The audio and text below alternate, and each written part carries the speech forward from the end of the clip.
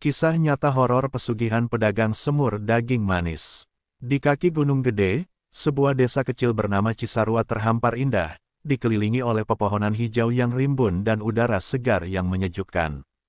Setiap pagi, sinar matahari menyinari lembah, menciptakan suasana damai yang seolah menyelimuti desa itu dalam pelukan hangat.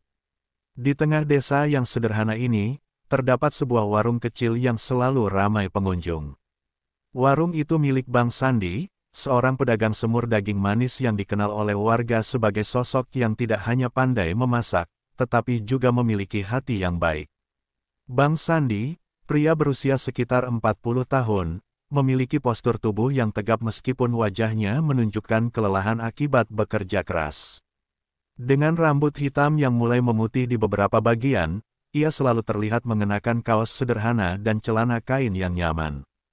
Senyumnya yang ramah menyambut setiap pelanggan yang datang, dan suaranya yang hangat membuat orang-orang merasa betah. Namun, di balik senyumnya, ada beban berat yang terus menghimpit hatinya.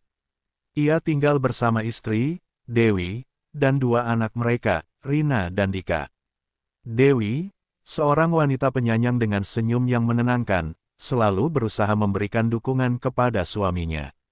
Namun, mereka berdua merasakan tekanan hidup yang semakin meningkat.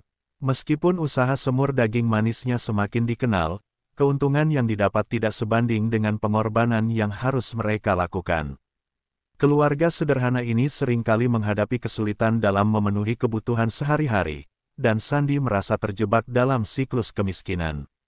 Pada suatu malam yang tenang, ketika bulan bersinar penuh di langit, Sandi duduk di depan warungnya setelah menutup dagangannya. Suara gemericik air dari sungai kecil yang mengalir di dekatnya menambah suasana malam yang syahdu. Namun, dalam ketenangan itu, pikirannya dipenuhi dengan kecemasan. Ia mendengar bisikan dari rekan-rekannya tentang kekayaan yang diperoleh melalui pesugihan, sebuah praktik yang melibatkan perjanjian dengan makhluk gaib. Cerita-cerita itu terus berputar dalam benaknya, semakin membuatnya gelisah. Sandi memandang ke arah rumahnya, di mana anak-anaknya sedang tidur. Ia teringat akan impian mereka untuk bersekolah, bermain, dan memiliki masa depan yang cerah. Ketika bayangan masa depan yang suram muncul, hatinya dipenuhi oleh rasa putus asa. Ia merasa terjebak di antara harapan dan kenyataan yang menyakitkan. Dalam keadaan bingung, ia mengingat pesan dari seorang teman lama yang pernah berkata, "Terkadang, untuk mendapatkan yang kita inginkan, kita harus berani mengambil risiko." Keesokan harinya, saat membuka warung, Sandi melihat pelanggan-pelanggannya menikmati semur daging manis yang dibuatnya dengan penuh cinta. Setiap suapan menciptakan senyuman di wajah mereka, namun senyuman itu semakin membuatnya merasa bersalah.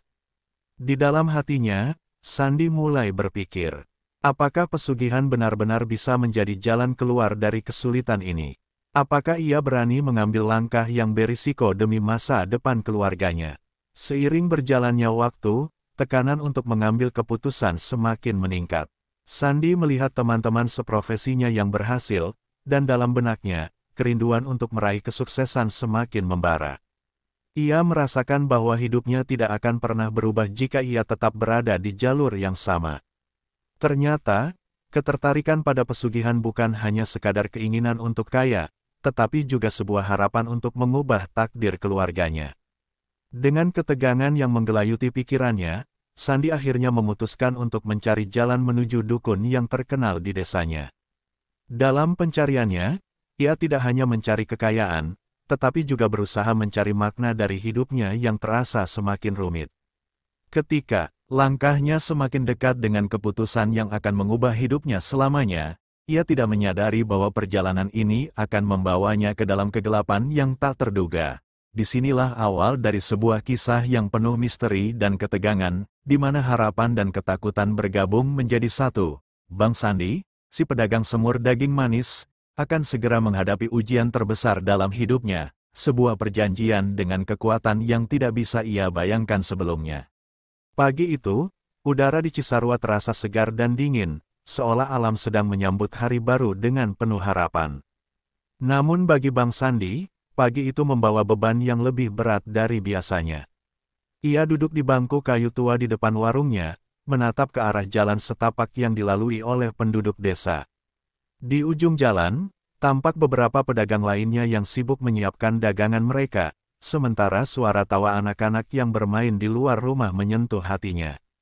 Namun, senyum di wajah mereka tak mampu menghapus rasa cemas yang menggelayuti pikirannya. Sandi merasakan tekanan yang semakin mendalam. Ia melihat betapa teman-teman seprofesinya mulai meraih keberhasilan dengan cara yang tidak biasa. Cerita tentang pesugihan mulai terdengar di telinganya. Teman-teman yang sebelumnya juga berjuang seperti dirinya kini menjadi kaya dalam waktu singkat. Mereka bercerita tentang pertemuan dengan makhluk gaib yang memberikan kekayaan setelah menandatangani perjanjian. Suatu malam, ketika mendengar cerita itu, Sandi merasakan dorongan kuat untuk menggali lebih dalam. Dengan perasaan campur aduk antara rasa ingin tahu dan ketakutan, Sandi memutuskan untuk mencari dukun terkenal yang tinggal di pinggir desa. Dukun itu, dikenal sebagai Ki Raga, memiliki reputasi sebagai sosok misterius yang dapat menghubungkan dunia manusia dengan makhluk gaib. Banyak yang mengakui bahwa Ki Raga mampu membantu orang-orang yang putus asa untuk meraih kekayaan dengan cara yang tidak biasa. Namun, di balik keberhasilannya, tersimpan cerita yang menakutkan tentang tumbal dan pengorbanan. Setelah menyiapkan diri dengan berbagai pertimbangan, Sandi melangkah menuju rumah Ki Raga. Langkahnya terasa berat, seakan setiap langkah membawa beban yang tak terkatakan. Ketika tiba di depan rumah dukun itu, suasana sekelilingnya terasa berbeda. Udara menjadi lebih dingin, dan angin berdesir lembut seolah membawa bisikan dari dunia lain. Sandi mengetuk pintu dengan ragu, dan saat pintu terbuka, ia disambut oleh sosok Ki Raga yang tampak lebih tua dari umurnya. Ki Raga, dengan jubah hitam yang membungkus tubuhnya, menatap Sandi dengan mata tajam yang seakan dapat menembus jiwanya. "Apa yang kau cari, anak muda?" tanya Ki Raga dengan suara serak penuh misteri. Sandi merasa jantungnya berdegup kencang. Ia mengumpulkan keberanian untuk menjelaskan niatnya. "Saya ingin mencari kekayaan, Ki. Saya ingin mengubah hidup saya dan keluarga saya," ungkap Sandi dengan nada tegas, meskipun hatinya bergetar. Dukun itu mengangguk, seolah memahami kedalaman keresahan yang dirasakan Sandi. "Kekayaan tidak datang tanpa konsekuensi. Setiap langkah yang kau ambil akan menentukan jalan hidupmu," Ki Raga memperingatkan. Sandi merasakan ketegangan yang semakin meningkat. Ia tahu bahwa pesugihan bukanlah jalan yang bisa dianggap enteng, tetapi keputusannya sudah bulat. Ia ingin memberikan kehidupan yang lebih baik bagi keluarganya. Ki Raga kemudian menjelaskan ritual yang harus dilakukan. Sandi harus mempersiapkan persembahan dan tumbal sebagai syarat untuk mendapatkan kekayaan. "Hewan peliharaan, sesuatu yang kau cintai, bisa menjadi tumbal yang tepat," ucap Ki Raga dengan nada serius. Sandi merasakan jantungnya berdegup kencang. Ia teringat kucing kesayangannya, Meong, yang selalu menemaninya sejak kecil. Perasaan bersalah mulai menggerogoti pikirannya, tetapi keinginan untuk mengubah hidupnya lebih kuat. Setelah diskusi panjang, Sandi kembali ke rumah dengan pikiran yang kacau. Ia merasa terjebak dalam dilema moral. Apakah ia benar-benar siap untuk mengorbankan sesuatu yang dicintainya demi kekayaan? Dalam perjalanan pulang, bayangan Meong terus menghantuinya. Kucing itu selalu ada di sampingnya, memberikan kebahagiaan di tengah kesulitan hidup. Namun, harapan untuk memberikan kehidupan yang lebih baik untuk keluarganya semakin membara. Malam tiba, dan Sandi tidak bisa tidur. Ia terjaga, merenungkan keputusan yang harus diambil. Suara angin berdesir di luar jendela seolah mengingatkannya akan bahaya yang mengintai. Ia membayangkan betapa bahagianya keluarganya jika ia berhasil. Momen-momen bahagia bersama Meong, yang selalu menghibur anak-anaknya, berputar dalam pikirannya. Namun, di balik kebahagiaan itu, ada rasa takut akan konsekuensi dari keputusan yang diambil.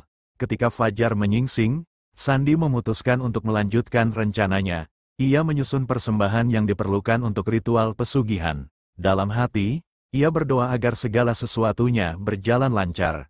Namun, Ia tak menyadari bahwa langkahnya ke dalam dunia pesugihan ini akan membawanya ke dalam kegelapan yang tak terbayangkan sebelumnya.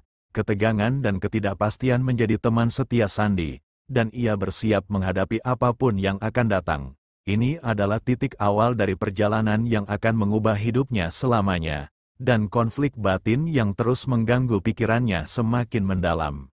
Malam itu, suasana di Cisarua terasa mencekam. Bulan purnama memancarkan cahaya lembut yang menembus pepohonan, menciptakan bayangan-bayangan panjang di tanah. Bang Sandi berdiri di halaman belakang rumahnya, menatap ke arah kucing kesayangannya, Meong, yang sedang bermain-main dengan cahaya bulan.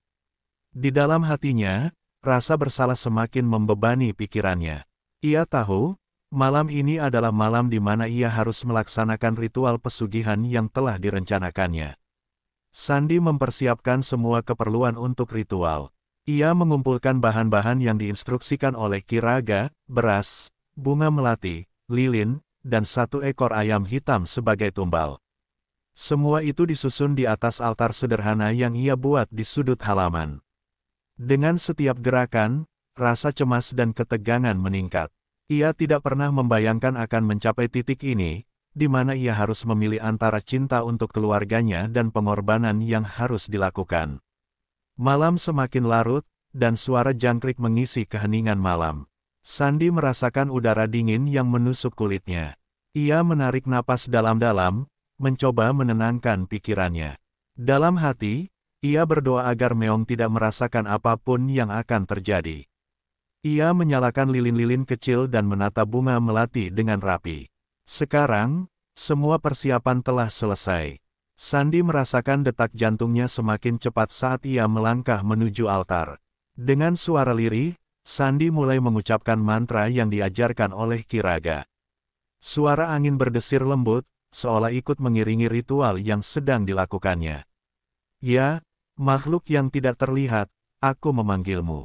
Aku memohon kekayaan dan keberuntungan untuk keluargaku, ucapnya, berusaha menunjukkan keyakinan meski hatinya bergetar ketakutan. Ia menatap ayam hitam yang terikat di altar, merasakan getaran ketidakpastian di sekelilingnya. Saat ia melanjutkan mantra, Sandi merasa ada sesuatu yang aneh di udara. Angin tiba-tiba berhembus kencang, menghembuskan aroma bunga melati yang menyengat. Dalam sekejap, ada suara gemuruh yang menggema di sekelilingnya, menggetarkan jiwanya. Sandi menutup matanya sejenak, berusaha fokus pada tujuan. Namun, saat ia membuka mata, ia melihat bayangan gelap melintas di hadapannya. Suasana terasa semakin menegangkan, dan Sandi merasakan sesuatu yang tidak biasa sedang terjadi. Setelah beberapa saat, ketika suara angin mulai reda, Sandi merasakan ketenangan yang aneh. Ia melihat ayam hitam di hadapannya, dan dalam sekejap, ia tahu bahwa ritual itu telah dilaksanakan. Namun, rasa lega itu segera sirna ketika ia merasakan getaran di dalam dadanya. Seakan ada sesuatu yang mulai menjalar ke dalam jiwanya, mengganggu ketenangannya. Ia merasakan beban di pundaknya, seolah ada sesuatu yang menunggu untuk dituntut. Keesokan harinya, saat Sandi membuka warungnya, ia merasakan perbedaan yang luar biasa. Sebelum membuka pintu, ia melihat sekeliling. Suasana di sekitar warungnya tampak lebih cerah, dan jalan setapak yang biasanya sepi kini dipenuhi oleh penduduk desa yang datang berkunjung. Dalam hitungan jam, dagangan semur daging manisnya laris manis. Pelanggan berdatangan, dan Sandi merasa seolah ia telah menemukan kunci untuk membuka pintu kekayaan yang selama ini dinanti. Namun, di balik kebahagiaan itu, Sandi merasakan ketidaknyamanan yang mengganggu. Ia mulai mendengar suara-suara aneh saat malam tiba. Suara bisikan yang seolah memanggil namanya, membangunkannya dari tidur dan mengganggu pikirannya. Sandi berusaha untuk tidak menghiraukan suara-suara itu, tetapi setiap malam, ketakutan semakin menggerogoti hatinya. Ia meragukan pilihan yang telah diambilnya dan mulai merenungkan kembali tentang konsekuensi dari pesugihan yang dilakukannya. Seiring berjalannya waktu, kehidupan Sandi berubah drastis. Ia mulai membeli barang-barang yang sebelumnya hanya bisa ia impikan, sebuah sepeda motor baru untuk mengangkut dagangannya, pakaian yang lebih baik untuk keluarganya, dan bahkan merenovasi rumah kecil mereka. Keluarganya merasakan kebahagiaan yang tak terlukiskan, tetapi Sandy tidak bisa menghilangkan rasa cemas yang terus menghantuinya. Ia merasa terjebak dalam siklus yang tidak bisa ia kendalikan. Rina dan Dika, anak-anaknya, mulai menikmati semua fasilitas baru yang ada. Mereka tidak pernah melihat ayah mereka sebahagia ini sebelumnya. Namun, Sandy menyadari bahwa kebahagiaan itu datang dengan harga yang harus dibayar. Suatu malam, ketika ia mengajak keluarganya untuk makan malam spesial, rasa bersalah kembali menghantuinya. Ia melihat Meong, yang telah semakin menjauh, seolah merasakan ketegangan yang tidak terungkap. Dalam momen refleksi itu, Sandy menyadari bahwa keputusannya untuk melakukan pesugihan tidak hanya berdampak pada dirinya sendiri, tetapi juga pada keluarganya. Ia merasa terjebak antara kesenangan yang baru ditemukan dan rasa bersalah yang terus menghantuinya. Keterikatan pada kekayaan yang diperoleh dengan cara yang tidak alami semakin menekan jiwanya, dan Sandy menyadari bahwa ia harus segera menghadapi konsekuensi dari pilihan yang telah diambilnya. Ketegangan semakin meningkat saat malam menjelang. Suara bisikan di telinganya semakin keras, seolah mengingatkannya akan perjanjian yang telah dibuat. Sandy tidak dapat tidur, terus berusaha memahami apa yang sebenarnya terjadi. Ia mulai meragukan apakah kekayaan yang diperoleh adalah berkah atau kutukan. Dalam ketidakpastian itu, ia bersiap untuk menghadapi tantangan yang lebih besar, yang akan membawanya ke dalam kegelapan dan konflik yang lebih dalam. Sandy harus memilih, melanjutkan jalan ini atau mencari cara untuk mengubah takdirnya sebelum semuanya terlambat. Malam itu, langit di atas Cisarua diliputi awan gelap yang mengancam. Angin bertiup kencang, membawa aroma basah dari hutan yang mengelilingi desa. Bang Sandy duduk di ruang tamu rumahnya, berusaha menenangkan dirinya setelah seharian berjualan. Namun, ketenangan itu terasa semu. Suasana di dalam rumah terasa berat, seolah ada tekanan tak terlihat yang menghimpit dada setiap anggota keluarganya. Keluarga Sandy merasakan perubahan pada diri sang ayah, meskipun mereka tidak bisa mengungkapkan perasaan itu dengan kata-kata. Malam semakin larut, dan suara-suara aneh mulai mengisi keheningan. Bisikan halus itu kembali menghantuinya, membuat Sandy terjaga setiap kali ia berusaha tidur. Ia merasakan ada sesuatu yang mengawasinya, menunggu saat yang tepat untuk muncul. Dalam gelapnya malam, bayangan-bayangan aneh melintas di pikirannya, memaksa dia untuk merenungkan kembali perjanjian dengan makhluk gaib yang telah dilakukannya. Apakah semua kekayaan ini benar-benar sepadan dengan harga yang harus dibayar? Di tengah kebingungannya, Sandy teringat akan Meong, kucing kesayangannya. Kucing itu semakin menjauh, seolah merasakan ketegangan yang meliputi rumah. Suatu malam, ketika Sandy sedang merenung, ia dikejutkan oleh teriakan Rina, putrinya. Keluarga itu berlarian ke kamar anak-anak dan menemukan Dika, putranya yang masih kecil, terjaga dari tidurnya dengan wajah ketakutan. "Ayah, aku melihat bayangan besar di sudut ruangan," ucap Dika dengan suara bergetar. Sandy merasa jantungnya berdegup kencang. Ia berusaha menenangkan anaknya, tetapi rasa panik menyelinap ke dalam dirinya. Ketika ia melangkah menuju sudut ruangan, ia merasakan hawa dingin menyelimuti tubuhnya. Dalam kegelapan, ia melihat sesuatu bergerak cepat. Dalam sekejap, bayangan itu menghilang, meninggalkan Sandy dalam kebingungan. Ia menyadari bahwa kekuatan yang ia panggil melalui pesugihan bukanlah hal yang bisa dianggap enteng. Malam demi malam berlalu, dan kejadian aneh semakin sering terjadi. Suara-suara bisikan semakin mengganggu, dan Dika mulai mengalami mimpi buruk yang membuatnya terbangun dengan teriakan. Sandy merasa terjebak dalam labirin kegelapan, di mana kekayaan yang diperoleh semakin terasa seperti kutukan. Ia merasakan konflik batin yang tak tertahankan antara keinginan untuk melindungi keluarganya dan rasa bersalah yang terus menghantuinya. Suatu malam, saat suasana semakin mencekam, Sandy memutuskan untuk kembali menemui Ki Raga. Ia berharap dukun itu dapat memberikan jalan keluar dari situasi yang semakin sulit. Dengan langkah berat, ia menuju rumah Ki Raga, melewati jalan setapak yang kini terasa lebih gelap dari sebelumnya.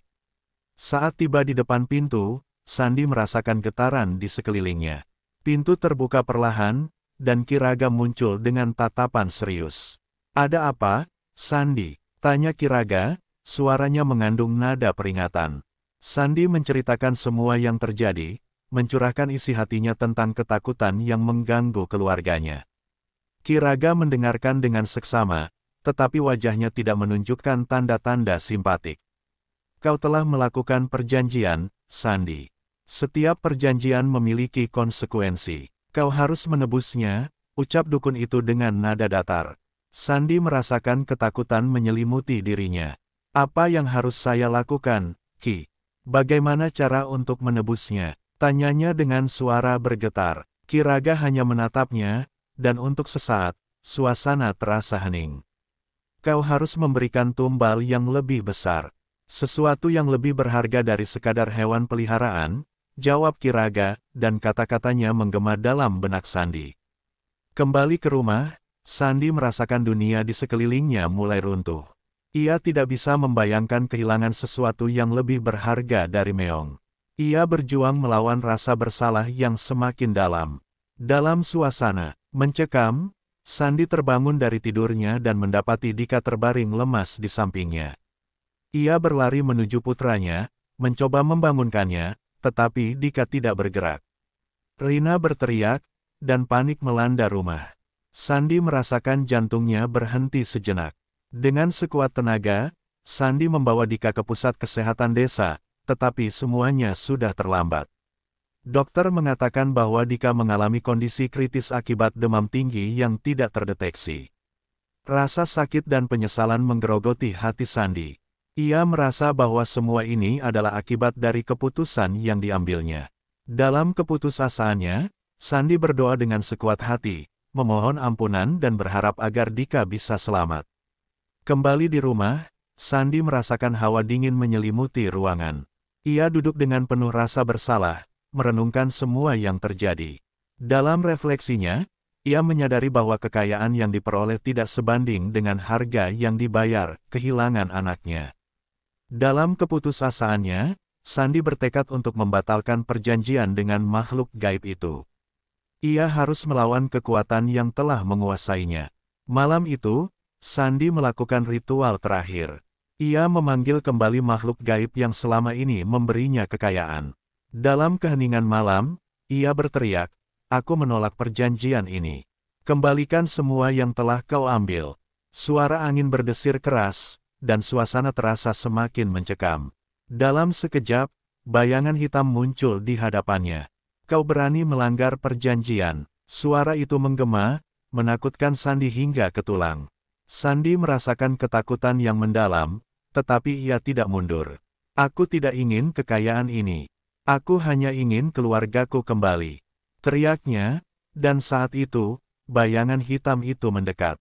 Dalam momen yang menegangkan, Sandi merasakan tubuhnya ditarik ke dalam kegelapan. Ia melihat bayangan Dika di sana, memanggilnya. "Ayah, tolong!" Suara anaknya menggema dalam pikirannya.